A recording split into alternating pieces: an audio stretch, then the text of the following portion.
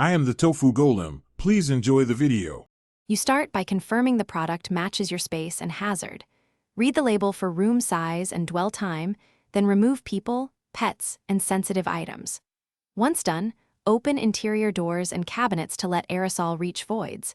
Close exterior doors and windows. Make sure all ignition sources and HVAC are off to prevent circulation or sparks. Place the fogger in the room center or on a raised surface per label. Facing up, you press the activation tab firmly and hear the click that starts the fog. Do not stand over the can, step back and leave the room right away, shutting the door as you go. Make sure vents between treated and untreated areas are sealed so aerosol stays put.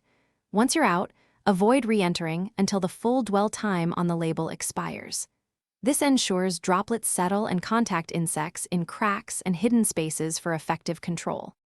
When the labeled wait period ends, you re-enter cautiously and open windows for at least 30 minutes to clear residual fumes. While ventilating, remove coverings and wipe surfaces that touch food or children's items. Wash dishes and pet bowls before reuse.